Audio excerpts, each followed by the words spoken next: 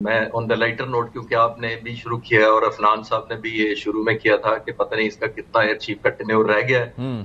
तो क्लोजिंग हो गया। मैं आपको टेन्योर बता देता हूं। उन्होंने 1 अप्रैल 2023 को टेक ओवर किया था। हम्म। 1 अप्रैल से थोड़ी सी चीजें काफी आपको याद आ रही होंगी। कोई फूल वाला बनाया जाता था हमें, हम्म। उसका असर अभी तक लग रहा है, उनके करियर पे लग रहा है अनफॉर्चुनेटली। हम्म। जैसे मैंने कहा कि ये बड़ी स्ट्रेंज एक फिनोमेना है। दो चीजें जो हम कम बात कर रहे हैं मीडिया पर, हमें उनको जरूर हाईलाइट करना जी जी चाहिए। प्लीज। पहली बात तो उन्होंने कहा कि ये हमारे S-400 ने मारा है, एब्सोल्युटली रेंज के अंदर है उसका, हम्म। अगर वो मारा जाए। जी जी लेकिन बिल्कुल। मैंने जितना पढ़ा, और खास तौर पे ये इन दिनों में तो ज्यादा पढ़ना पड़ा S-400 का, उसकी डिजिटल ट्रैकिंग या डिजिटल फुटप्रिंट बड़ा स्ट्रांग है। हम्म। वो आपको एग्जैक्ट बताता है कि मैंने कहां जाकर किस लोकेशन पर किस एंगल से मारा है किसी हम्म। दुश्मन को। और उनके पास, इंडियंस के पास सेंसर हैं जो हमारे जहाजों की लोकेशन और लोकेशन के अलावा उनकी टाइप भी जान सकते हैं। हम्म। यानी हमारे F-16 उड़ रहे हैं, J-17 उड़ रहे हैं, उनको एग्जैक्ट पता होना और चाहिए। ये कैपेसिटी तो हमारे पास भी है, बिल्कुल। ये हमारे पास भी है। तो बिल्कुल जब ऐसे। आप मारते हैं तो आपको पता होता है कि किस रेंज बेरिंग पे हमने जहाज मारा है, हम्म। जहाज टाइप कौन सा था, टाइम कौन सा था, लोकेशन क्या थी, ऑल्टीट्यूड क्या था। पहली हम्म। बात तो ये S-400 की कैपेसिटी है। हम्म। जो चीज मुझे हैरान कर रही है सतीश साहब, वो ये है कि $90 बिलियन आपका बजट है। हम्म। आईटी और ऊपर से आपकी चौथी पांचवी एयरफोर्स है। वो 1,000 में से तकरीबन 700-800 फाइटर जहाज कहाँ था ये 3 दिन के लिए, और उस दिन भी जब आपने शूटिंग करनी थी। हम्म। हमारी जब यहाँ से 7 तारीख की सुबह को शूटिंग हुई है, तो हमने सारे का सारा जो क्रेडिट दिया है वो J-10C को दिया है। हम्म। एक किल हमारी सिर्फ सरफेस टू एयर मिसाइल की है, HQ-9B की, बाकी सब की सब J-10C ने मारे हैं। बिल्कुल तो ऐसे ही है। हमने तो फाइटर जहाज एम्प्लॉय भी किए हैं। और ये वो मुझे अफसोस ज्यादा इस बात पे होता है कि हिंदुस्तान के जो एयर चीफ हैं उनको पता होना चाहिए कि उनका आईटी में क्या मकाम है। हम्म। यानी टेक्नोलॉजी में हिंदुस्तान कहाँ खड़ा है। इस एक्सपोर्ट साल कितनी है उनकी? एक्सपोर्ट, इस साल उनकी एस्टिमेटेड थी $28 billion only from the IT, ये हम्म। ज़हन में रखिए। हम्म। और दूसरा, दुनिया का जो ग्लोबल आईटी आउटसोर्सिंग का शेयर है हिंदुस्तान का 56% है। हम्म। यानी दुनिया में जितना आईटी का आउटसोर्स किया जाता है, 56% हिंदुस्तान ले जाता है उस बिजनेस को। अंदाजा तो कीजिए। वो उनकी इस टेक्नोलॉजी को कब अप्लाई किया गया? उनको 93 डेज मिले, तो उनको लेने पड़े ये टेक्नोलॉजी होते हुए, इतना आईटी का शेयर होने के बावजूद। और लास्ट पॉइंट मेरी तरफ से सवाल के जवाब में ये है, जिस पर कम बात की जा रही है, वो ये है कि काइंडली उनके लफ्जों को एक दफा टाइप कर लें। हम्म। उसमें से आपको बहुत सारी कंडीशंस मिलेंगी। पॉसिबली हमने मारा है, हमने हिट किया है पेन में, लगता है उसमें F-16 थे। हम्म। फिर हमने एक बड़ा जहाज मारा है, वो ये भी हो सकता है और वो भी हो सकता है। हम्म। और मुझे लगता है कि हमने ये भी मारा है। तो आप 93 डेज के बाद ये कन्विक्शन दिखा रहे हैं, जबकि हमारे एयर वाइस मार्शल औरंगजेब ने दूसरे दिन जितनी कन्विक्शन दिखाई थी वो तारीख का हिस्सा बन चुका है अल्हम्दुलिल्लाह। कन्वर्सेशन तो सुनवा दी थी वहां पर जो उनकी केओस के शिकार थे, उनके पायलट्स राफेल के। आपको डिजिटल फुटप्रिंट दिखाया था, उन्होंने जियोग्राफिकल लोकेशन बताई थी, कोऑर्डिनेट्स बता दिए थे, हर जहाज का टाइप बताया था और उनके एग्जैक्ट टाइम बताया था। और दूसरी बात, जो रिकॉर्ड कायम किया उन्होंने, एपी सिंह साहब ने, मैं जरूर ऐड करता चलूं कि उन्होंने 300 किलोमीटर फायर करके surface to air missile record कायम नहीं किया। हमने कायम किया था जो J-10C ने पहला मिसाइल जो बियॉन्ड विजुअल रेंज 198 किलोमीटर पर जी, मार के, दैट्स अ ये रिकॉर्ड। वर्ल्ड रिकॉर्ड था। दैट्स अ ये रिकॉर्ड। वर्ल्ड रिकॉर्ड था।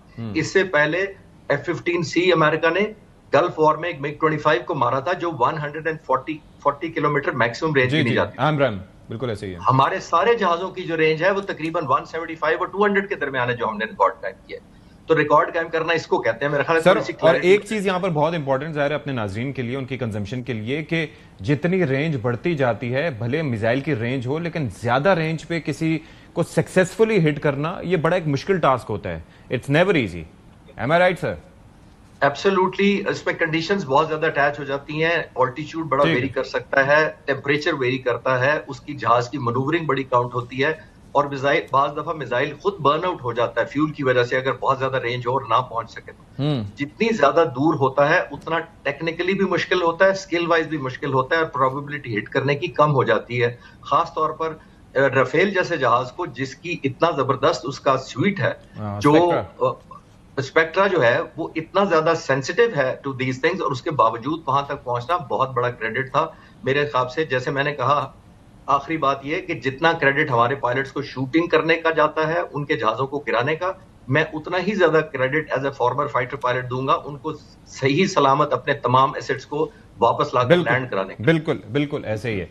अफनान साहब, अब ये जो हम सिलसिला देख रहे हैं कि एक तो ये हो गया एम्बेरसमेंट अपनी जगह, दूसरा ये है कि फील्ड मार्शल साहब का दूसरा दौरा अमेरिका का कितना सिग्निफिकेंट है ये, और खास तौर पर पानी से मुतालिक भी बड़ी एक जामे उन्होंने बात की और एक मैसेज दिया, जो कि बिलावल साहब ने भी आज उस पर बात की है। ये कितना जरूरी है कि हमारी तरफ से मैसेज जाए कि वो अगर कुछ बना के तो दिखाएं, हम देख लेंगे।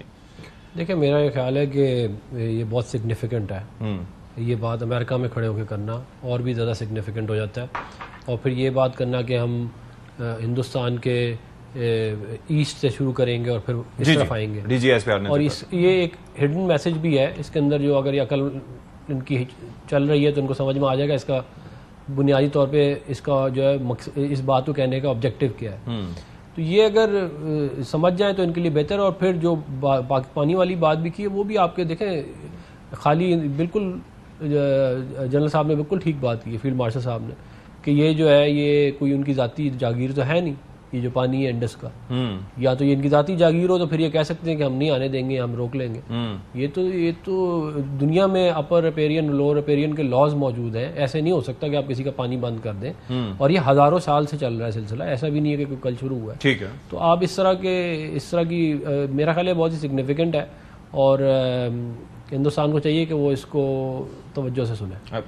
आप बताइए जनरल साहब, क्या हासिल होगा? जाहिर है कि ये जा रहे हैं, बात सुनी भी जा रही है, वहां पर एम्बेरसमेंट भी हो रही है, पाकिस्तान किस तरीके से फर्दर अपने कॉज के लिए इसको यूज कर सकता है, और जो मैसेज जा रहा है वो कितना स्ट्रांग है बिलखुसूस वहां पर बैठ के? देखिए, पूरी दुनिया ने पाकिस्तान का मैसेज बड़ा लाउड एंड क्लियर सुना भी और देखा भी।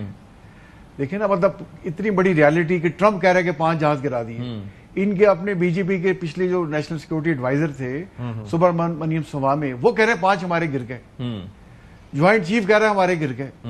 इनकी जो स्टेटमेंट अमरप्रीत सिंह साहब ने दी है, उस पर जो ये प्रवीण सवाने का ही एक वीडियो थी, वो कह रहे हैं देखिए इसने तो कह दिया, लेकिन जो मिनिस्टर ऑफ डिफेंस से प्रेस रिलीज निकली है एयर चीफ की स्पीच की, उन्होंने उसमें से काट दिया उन्होंने। उसमें उन्होंने मेंशन ही नहीं किया, उस स्पीच से उन्होंने डिलीट कर दिया। अच्छा, जी, ये प्रवीण सवाने की वीडियो देखें आप, तो ये पता नहीं क्या मोदी को खुश करना चाह रहे हैं या क्या ये उसको करने की।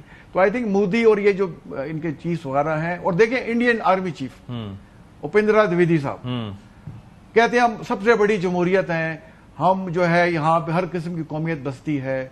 वो चले गए उधर जग गुरु, वो अमर क्या उसका नाम है, उसके चरणों में चले गए बैठ के, अमरप्रीत सिंह साहब। अच्छा, और उसे जाके उससे ले रहे हैं अपनी वो अपना ब्लेसिंग ले रहे हैं, और वो उसे कह रहा है कि तुम मुझे जो पाकिस्तान का कश्मीर जो है कब्जे में, मुझे लेके दो। और वो कह रहे हैं यार देखो, तो 2024 में ऑर्डर निकाले कि कोई बंदा यूनिफॉर्म में किसी रिलीजियस एक्टिविटी में शरीक नहीं करेगा, और आर्मी चीफ खुद वहां पहुंच गया जनरली का रैंक पहन के जगदूरू के पास जाके, और उनसे जाके वो अपने वो ब्लेसिंग ले रहा है, चरणों में सलाम पेश कर रहा है। तो ये बिल्कुल सठिया गया है मोदी।